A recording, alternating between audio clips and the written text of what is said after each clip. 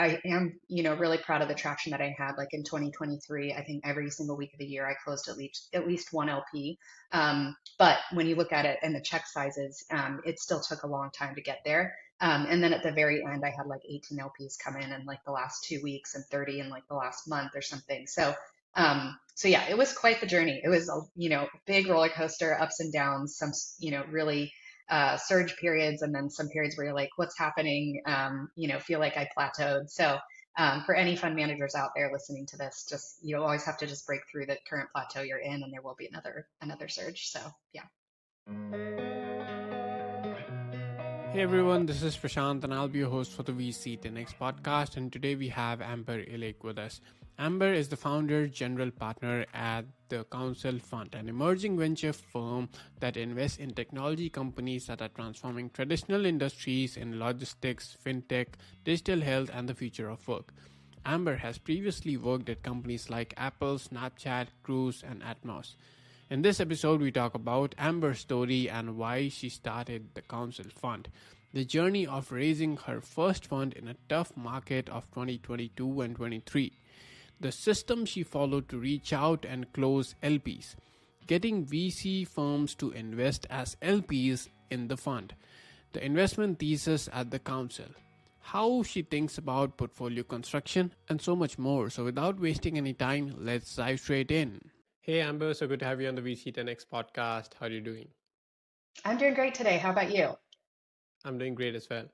And it's a pleasure having you on. I remember like about last year, you reached out and saying that, okay, I'm raising my new fund. And much more recently, you announced that you have closed that fund now.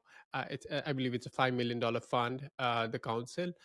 So I would love to like start with your personal story, and then we'll try and connect that with raising this fund and the experience with it, right? So let's start with your Yeah, story. that sounds great. So I was born in the Midwest, raised by an entrepreneur. My dad owned his own business for 15 years. It was a small business focused on branding for kind of the digital era in the late 90s and early 2000s. And so around my dinner table growing up, we were constantly talking about logos and branding strategies and new clients and partnership dynamics. And so I kind of just got addicted to the building journey growing up. But when it came time to go to college and all that stuff, I was very good at math and science. And my dad kind of pushed me, take a more stable path. You should go into engineering. And so I studied mechanical engineering.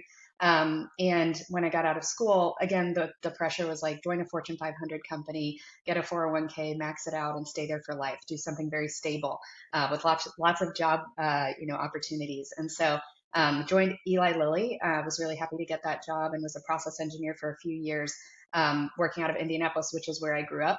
And I was working in a big company and kind of always wanted to try something different, try something smaller, move to a different area, but wasn't really taking action on it yet. And Apple ended up reaching out. It turned out I was working on a medical device at Eli Lilly that was reusable and electronic.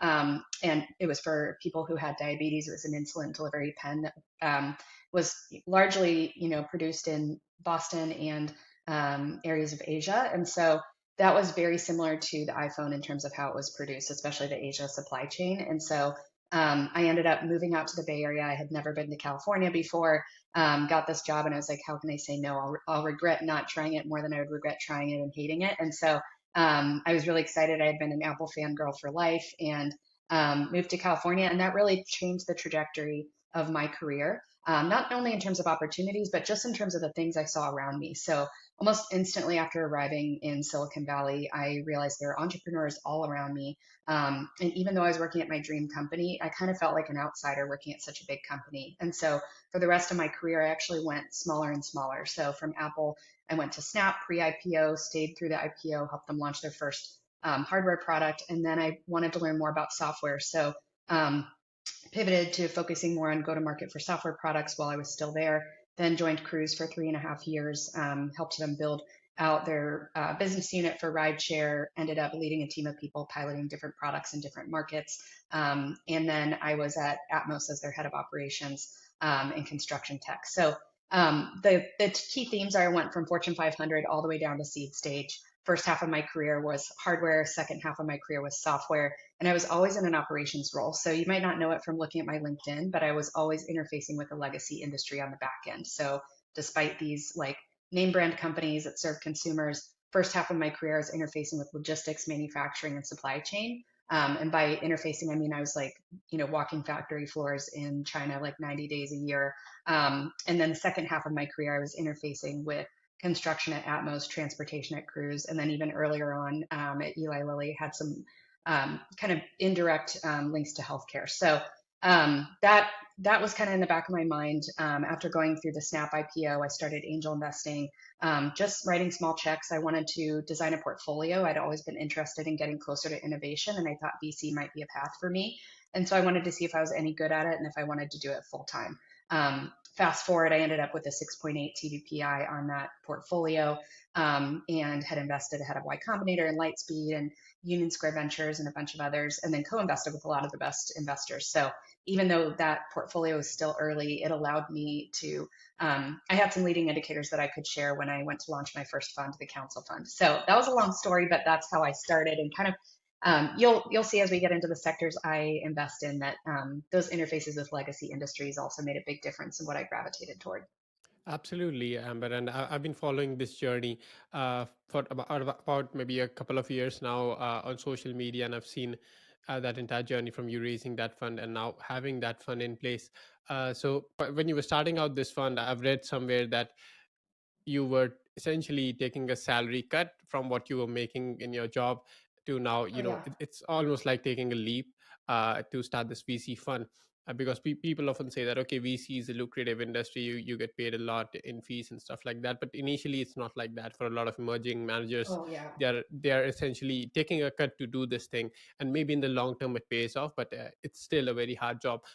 So how you thought about building up this firm, because a lot depended on it, because it was almost taking that leap. How you structured that, and how you started raising for that fund. I believe you raised in two tranches. So if you could walk us through that experience, first of those early days of starting to raise that fund, and not being an insider, in a way you were investing as an angel, but still, you know getting those LP introductions and stuff. How hard was it? What were the pathways? uh, and yeah, give us an insight into that. Yeah, definitely. So I actually raised in three tranches and ended up with 3.7 million at the end. I was targeting 3 to 5, so that's where you've probably seen the five number in an article from Forbes. But basically, I did it in three tranches. So luckily, I had been building an angel community for the entire time I had been angel investing for 3 years ahead of launching this fund. So I had at that time about 50 people in the angel community working at companies like Airbnb and Stripe and Slack and Square, et cetera. And so these were operators with some liquidity that wanted more access to venture capital. And they were just kind of starting to angel invest, and they were excited about getting some more diversification on the back end and having somebody full time focusing on diligence and like a specific thesis. And so that gave me a group to just go to right off the bat. So I did my first close fairly quickly. Like the day I left Cruise, I did my first close. I was actually still working at Atmos after that. And so I was basically for the next 6 to 8 months focused on building out a portfolio with that first close so that LPs that didn't know me as well would actually be buying into a portfolio versus just a vision of a fund. And so that was the plan. So when I came back 6 to 8 months later, the whole market was like crashing around us. I forget what the thing of the moment was, but it was probably like SBF and FTX at that point. And so, so basically things had changed. And that was when I was like, you know what, I should think about my fundraising goal and make sure it makes sense in this environment, because a lot of family offices were backing out of venture capital. Institutions were never going to invest in a fund one, even, in a good market. And so the two active groups I had were individuals and VC funds. And so I focused my LP construction on that for the second close and the final close, and then ended up having some family offices come into the final close. But that second close is definitely the hardest because there's no pressure. It's not like, this is so exciting, I'm launching a fund and this is the first close and you can be the first one. And there are a bunch of tax benefits too to being a part of a first close. And then final close, also people like run in and sprint to be a part of it because they know like the gate is closing. But that second close, it's almost impossible to have any real urgency, and LPs know that. And so that one was, huge slog, especially raising from individuals and VC funds. It's a lot more like selling to consumer versus enterprise. You get a lot more checks, but they're a lot smaller, and it's very time consuming to do each one by one. And so I am, really proud of the traction that I had. Like in 2023, I think every single week of the year I closed at least one LP. But when you look at it and the check sizes, it still took a long time to get there. And then at the very end, I had like 18 LPs come in like the last 2 weeks and 30 in like the last month or something. So yeah, it was quite the journey. It was a, big roller coaster, ups and downs, some, really surge periods, and then some periods where you're like, what's happening? Feel like I plateaued. So for any fund managers out there listening to this, just you always have to just break through the current plateau you're in, and there will be another surge. So yeah. Absolutely, and last 1.5 years have been crazy in terms of if any type of fundraising you're doing as a founder, maybe as a GP as well. It's incredibly hard to raise funds in this environment, and kudos to you for having been able to pull through this. And so you mentioned you had VC funds as a target LP. So are VC funds also acting as a LP? So, and what kind of VC funds are those? Are those fund of funds that you're talking about, or is it like proper VC funds? Yeah, these are actually proper VC funds. So, Bain Capital Ventures was invested in the Council Fund, and they were one that participated in my second close, which I'm extremely thankful for because having them involved earlier on in the process actually created a lot of momentum too. Um, and then Asymmetric Capital Partners, which is a VC firm as well that focuses on pre-seed and seed. So both of them do it for deal flow reasons.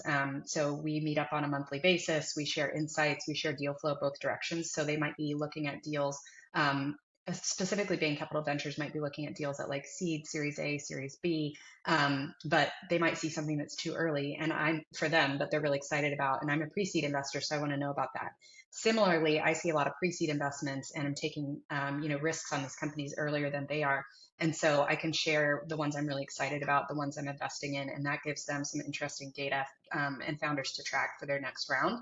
And it also helps me help founders in our portfolio too, because I can be sharing updates and even have my ear to the ground too with these VC firms, like what are the metrics that they're now looking for at Series A and things like that. So the proper VC firms, not huge fund of funds or even official fund of funds. Like I know some VC firms have to ask for special LPAC approval from their LPs to even do something like that, but a lot of them have found it's worth it to have more eyes and ears on the ground with emerging managers. Absolutely, yeah. That's a very sound approach there. And talking about the fundraising journey. So for a lot of first-time fund managers, they are honestly just running in the blind of how to go about this. They're not sure how long it will take, Oh my gosh. how many reach outs they should be doing, right? When to follow up. So if you could give us an insight into if you had any system in place for this, right? That okay, every week I'm going to reach out to this many LPs and be every twice a week I'll run follow-ups. Any system like that that you could share with us? Yeah, I have what I started with that I wish was better. So I'll also share my tips and tricks now that I've been through it, what I would have done differently. So Sure. at first I just kind of reached out to my network and I said, hey, who do you know that might be interested in this fund? And then people that came into the fund too would make intros for me over time. And I would always be looking to add new LPs to the top of my pipeline and move LPs I had chatted to or chatted with further along in my pipeline. And so in that way, I was focused on inputs versus outputs, which I think is very healthy. But I think I could have taken it to another level earlier on in the process. I think the first 6 months, I was just kind of, putting feelers out there, sending out my, blurb, and people were sharing intros with me, and I was just kind of taking it step by step like that. And what I realized is I actually looked at founders in my own portfolio and how they fundraised, like the ones that are most successful at fundraising, what made them different than other founders I see struggling to fundraise. And really, they kick off a process around the same time. They already know who they want to raise from, which is very hard as a GP because LPs don't advertise themselves most of the time. But if you can figure out who it is you want to target, send out a list to everyone you know and say, who can you introduce me to on this list? Or do some mining and build a database of your own. See who you're connected to on LinkedIn that could potentially introduce you to somebody else because warm intros go so far in this world. And so having that data up front so that you can kick it all off at the same time versus kind of being in reactive mode, like reacting to intros all the time, helps you create momentum. So if you get intro to like 20 LPs at the same time versus two every week, then you're talking to 20 LPs the next week or 2 weeks from then. They feel that momentum. You feel that momentum. You're getting rapid experience in terms of how you're pitching. Um, And you can create, you can say, hey, I'm talking to 19 other people right now. These three have already committed. I'm now feeling confident. I'm going to do a close on this date. Are you in? And that totally changes the dynamic of the conversation. It's like, I'm going here and I can tell these people are following me. So do you want in or not? And so I think that's something I started understanding a little bit more toward the end of my fundraise or the past year. But I would definitely, that's something I would do. And then I would still focus on inputs versus outputs. It's very hard to be like, by the end of March, I want to raise this exact amount of money. Instead, it's like, I want to talk to this many LPs. I want to get this many intros. And ideally, yes, you close. And at some point, you have to have a date and communicate that out and be consistent about it. But a consistent process is everything. And then the other thing I would say is you get a lot of advice at the start about who you should be raising from, and it's not always the best advice for you. So when I started my fundraise, everyone that had raised a fund in the past 1 to 2 years was like, that I talked to was like, you have to raise from family offices. It's all family offices for first funds, and they're super active in the space. First of all, I've never met a family office in my life before like launching this fund or before fundraising for it. And I didn't even know what a family office was because I was coming from like the tech operating world. And so I had to figure out what that was. And then B, it was like, okay, now that I know what it is, I don't even know who these people are. They don't advertise themselves and I don't know who could introduce me to them. And so it took time to get to know people that introduced me to people that finally introduced me to family offices. That did not happen right out of the gate. And so that's why I focused on those other two groups. And so I would say if that happens to you, that's fine. And if you end up getting intros to family offices and they're not resonating with you, that's also fine. I'm in a couple of small GP groups, and there's one GP that's two that have been very successful at raising tens of millions of dollars.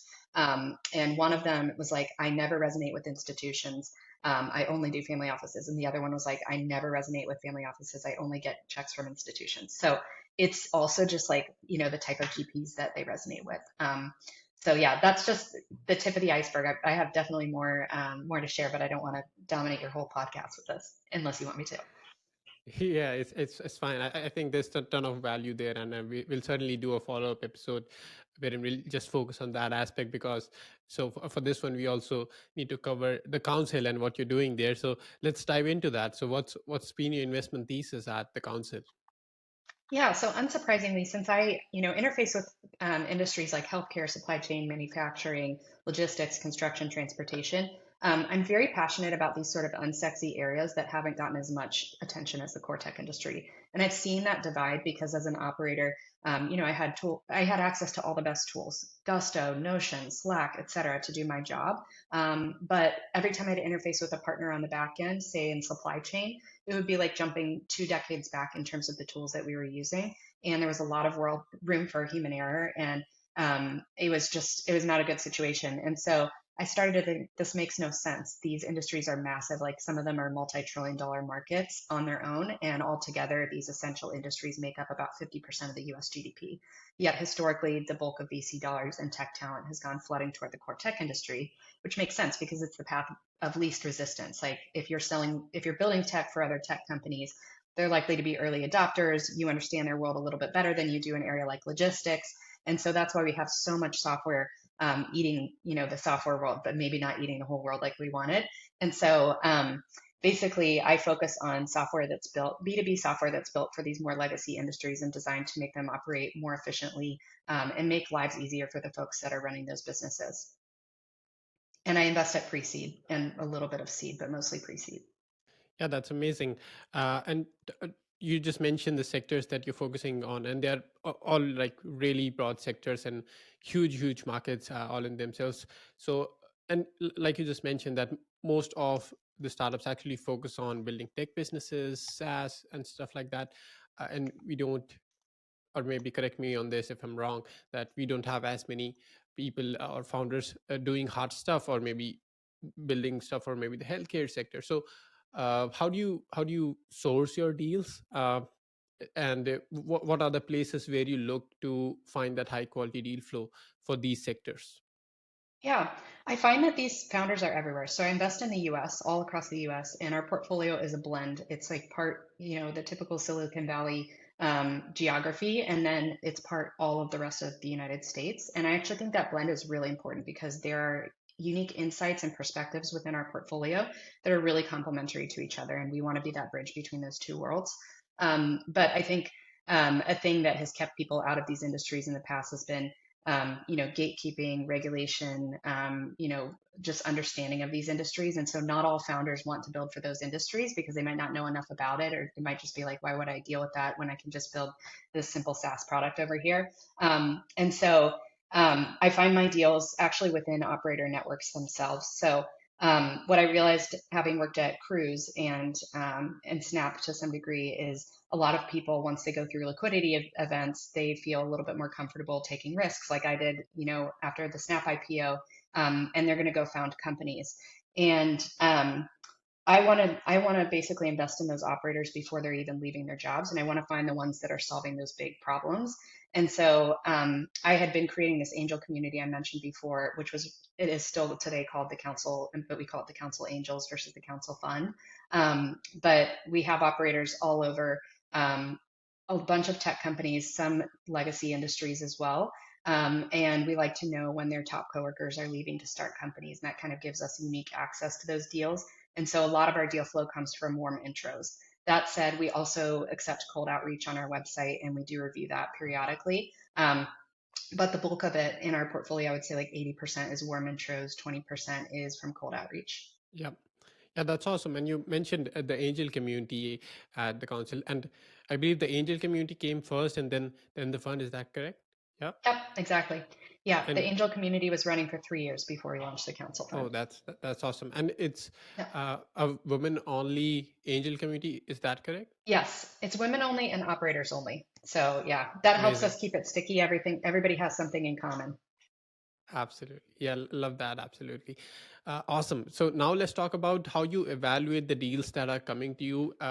So you've been investing for some years, uh, first as an angel, then within the angel community, and now at the fund as well. So have you built up your own criteria that these are the particular checklists, maybe that I want to check these items and then make an investment? And if there are any red flags that all the other check items on the checklist are green, but this one red, then you still won't Yeah. invest, right? So can you give us an insight into that?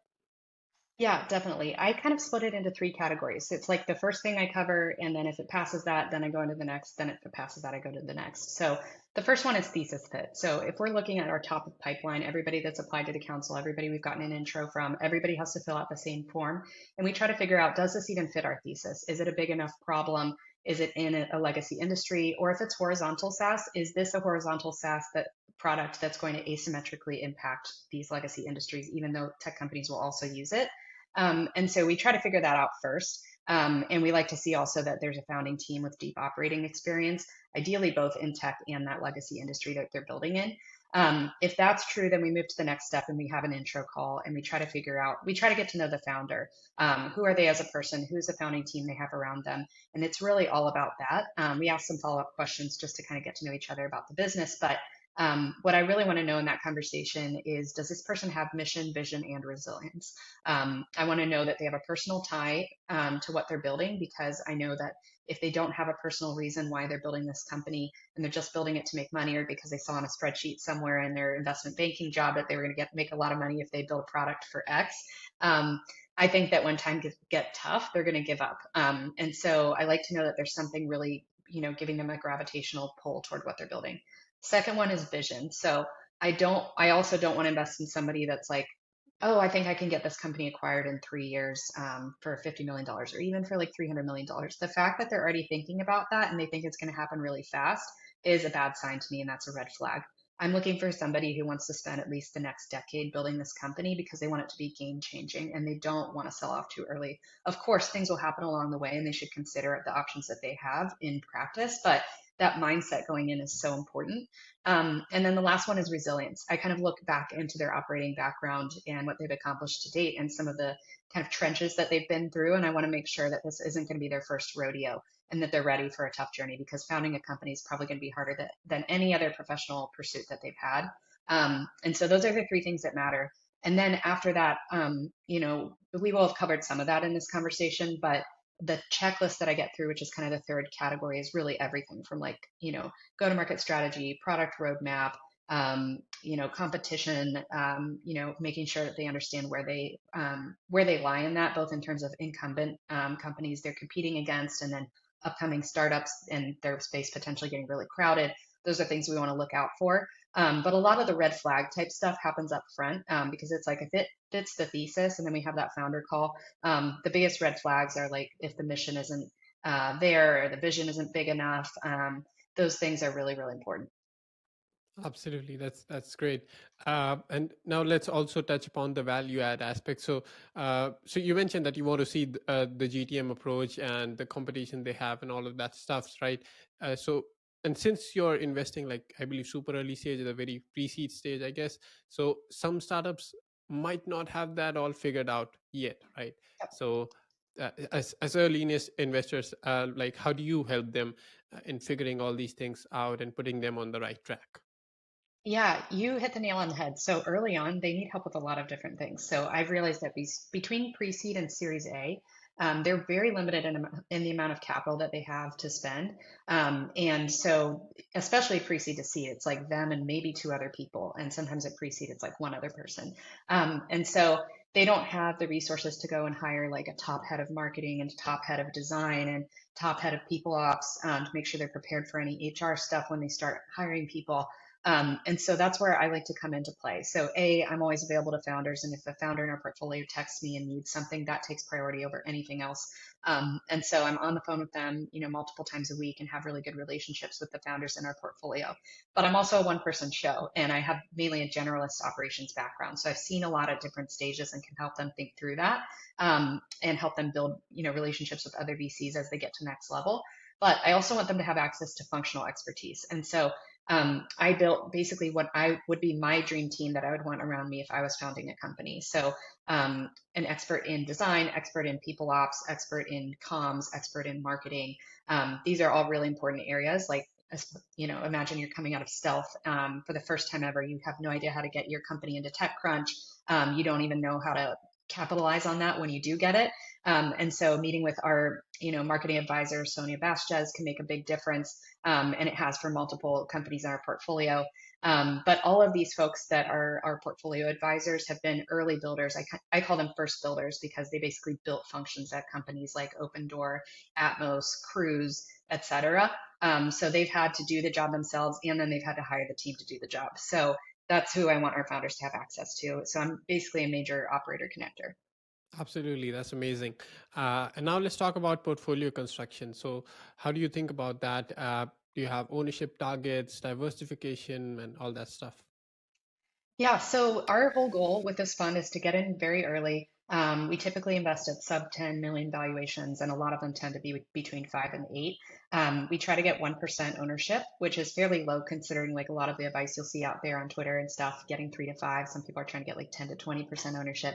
But with a small fund and focused at pre-seed, I wanted to focus on getting our foot in the door, getting onto the cap table, getting pro rata rights, and then earning the right to use those pro rata rights through building a strong relationship with founders. And then when that next round comes along, I can open up that pro rata to LPs. And so that's already happened before where we invested in one company and then Craft Ventures invested like 3 months later at a valuation like 2.5x higher. And I was able to get like 5x our pro rata for our LPs because I built up a great relationship with that founder. So that's kind of how our portfolio construction works. And also because it's a small fund, it is easier to return. So those smaller check sizes go a longer way.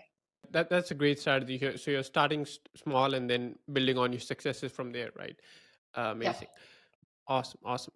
And to end this with, and my last main question before we move on to the rapid fire round, and this would be, what's been your biggest learning investing in startups over the years?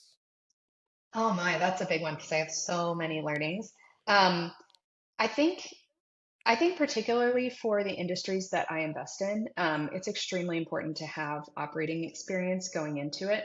Um, there are a lot of there are a lot of funds out there that have incredible models and thesis around investing in early career founders. Maybe they dropped out of college or they just completed college. They're launching their first startup. They're full of ideas, extremely innovative.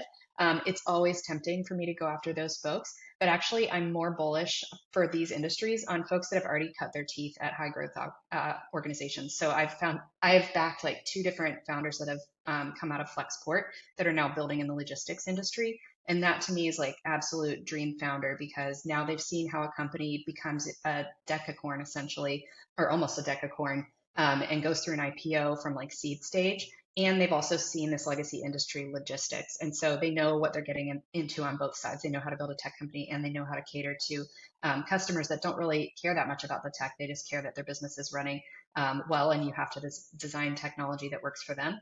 And so just sticking to what I know, every time I've gravitated from that, it's been tough. It's not always gone south, but it doesn't give me the same warm, fuzzy feeling. And because I'm investing so early, that really helps me de-risk the portfolio. So I think coming to that conclusion was really important for me. Yeah, yeah, sure. That's amazing. Awesome, awesome. Now let's do the rapid fire round wherein I'll ask you 5 quick questions about the fund and you have to give 5 quick answers. Sounds good? Awesome. Yep. Sure. So the first one goes, what are the sectors and regions you invest in? Yeah, so I invest in all across the US, but it's only US. And then I also invest in vertical SaaS for essential industries, things like healthcare, logistics, supply chain, manufacturing, construction, transportation. I within that, there's also some B2B fintech and B2B healthcare. And typical stage of my investment is pre-seed. Great. And what's the typical check size you put in? Yep, I write 50K to 100K, usually trying to get 1% of the round, or not the round, but of the valuation. Awesome. Where can founders apply for funding in case there's a direct way? Yeah, there is a direct way. So it's www.thecouncil.co/pitch-us. And even if you just go to our main website, thecouncil.co, you'll find it at the top under founders. So yeah, we would love to hear from you. Awesome. And last one, where can our listeners go and follow you? Yeah, I'm very active on X as well as on LinkedIn. But a lot of folks are on X, so I'll just give my handle there. It's Amber Illig, just first name, last name. And then our company account is the Council Cap. Awesome. I'll make sure to put all those links in the show notes below so that our listeners can find it easily. Thanks so much for coming on, Amber, and sharing your experience raising the fund through this tough market and now deploying it into amazing startups. Thanks so much for making time for this and happy investing. Thank you so much for having me. This has been great. Thank you. Pleasure.